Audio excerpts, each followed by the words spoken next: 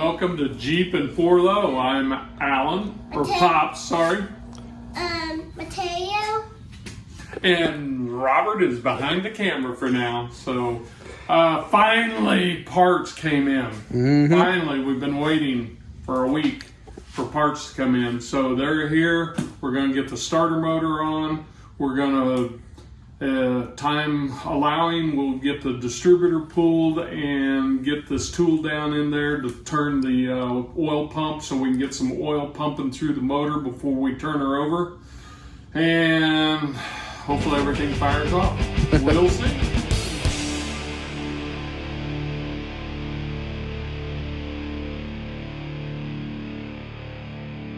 All right, guys, so I'm going to show you the parts that we had been waiting on. So like I said, like Pop said here, some of the parts that we were needing, because our Scout actually had it had the starter taken off of it originally to actually try to get this other one started. Never got put on. Of course, the guy gave us a new starter, but it was actually missing this shim. So this is a 1/4-inch shim that's actually supposed to go between the bell housing and the starter. Actually spaces out the starter so when the teeth engage, they don't over engage and don't actually spin the flywheel. So got this from International Harvester.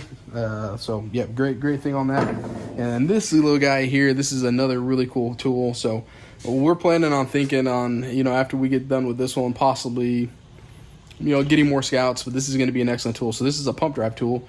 As you can see down here, this actually is what gets dropped down in the place of where the distributor is, and then up here is actually where you can hook up your drill. And what it does is it actually spins the drive, and that actually is what lubricates the rest of the engine. So like Pops was saying, that's what we're kind of waiting on, just to make sure that everything that we do on this vehicle is there to help it and to not hurt or hinder.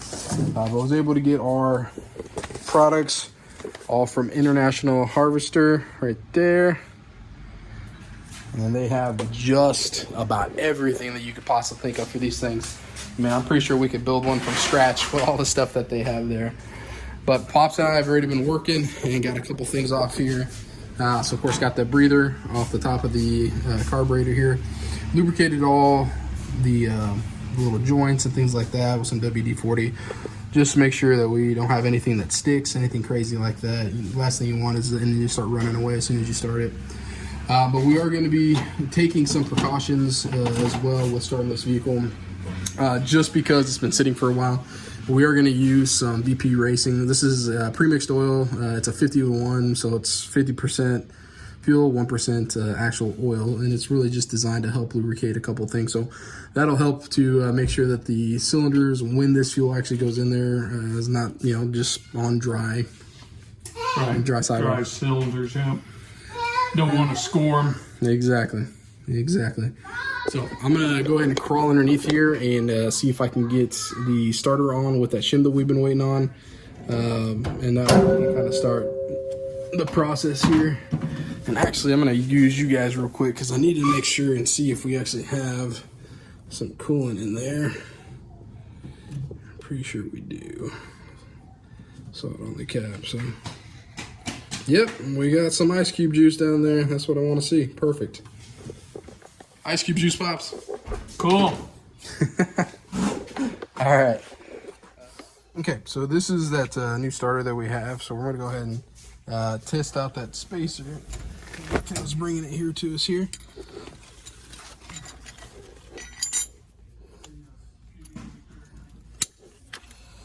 Perfect. That's all you need right there. Just that little bit of space makes such a big difference as far as how these teeth actually engage. So I'm gonna go ahead and hop underneath there and see if I can figure this stuff out.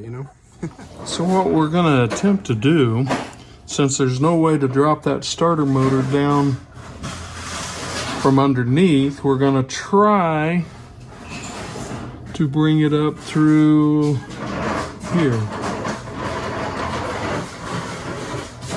But we'll see.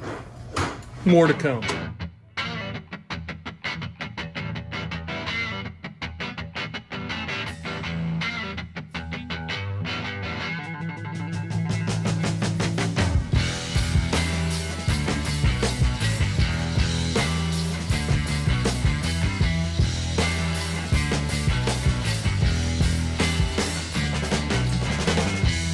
plan B. Cut it out. We're going to cut the springs off and the shock, and might even cut off the drive shaft. And then we should have clearance.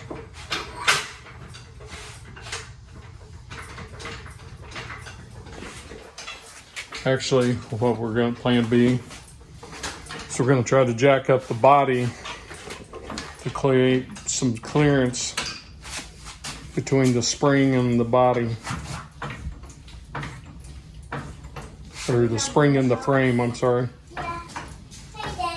Wouldn't it be nice if it just fell out? Thank you, buddy. Oh, good thinking, buddy. Always got to be safety first. Get that wheel chocks in there. Wow, so I've gone up what? Later, we'll probably think that it doesn't have reverse. I've gone up what? 5 inches, 4 inches, Something like that. and the tires are still on the ground. Just shows you how soft those springs are. Yeah. Put the wheel chocks Well, on the that back. would be new one I put a wheel cut on both sides. All right, my goal for today: get this stupid starter on. Yeah, that's probably all we're going to have time for. Here, Thank you. you need more than one? Hold on. Only time will tell. I'm shoving it back Okay. in the canister.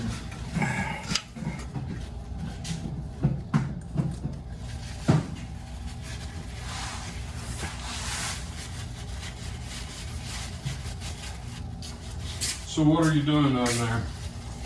I'm cleaning the lines. So you might be able to make sense of. Yeah. I don't know that people are going to be able to see. This is what we just took off. And we got the big battery cable will go on here.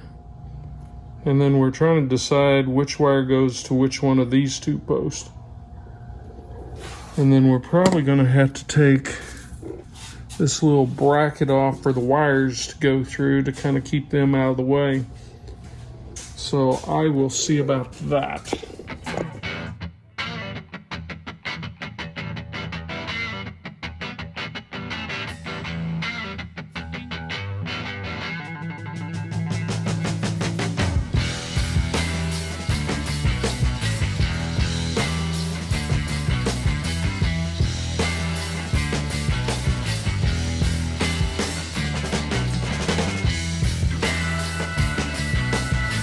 What you just got off? Yeah. Yeah. Can I see what you just got off? I just see. This is it. It's getting dark. I know, baby. Go as fast as we can here. So FedEx was supposed to drop off our parts. Excuse me, not UPS was supposed to drop off our parts at 7 o'clock. Didn't get here till after what, 8? It was 8:15 somewhere around there. almost 8:30. Yeah. So we're kind of scrambling to try to get something done so it wasn't a waste. As much as we enjoy working on this stuff.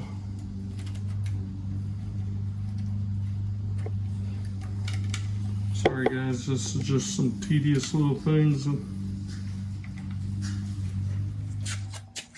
So guys, sorry, not a whole lot accomplished tonight because of the delay in getting the parts and trying to figure out how to get that beast of a starter motor. Yo, bro, what are the chances, yo? Can we talk about this? And then to randomly find the missing bolt up here on top of up in the engine compartment. Yep, all right, they're both it. So we should be set. Hopefully tomorrow we're going to know how to slide it in there. Robert will figure out the wiring. So stay tuned. We'll have a part 2 of the starter motor. So you want to sign us out, Robert? Does that look like a man with frustrations? He so was hoping to have this thing cranking tonight and firing. Defeated. So anyway, we'll talk to you, or we'll see you all tomorrow on part 2. Bye.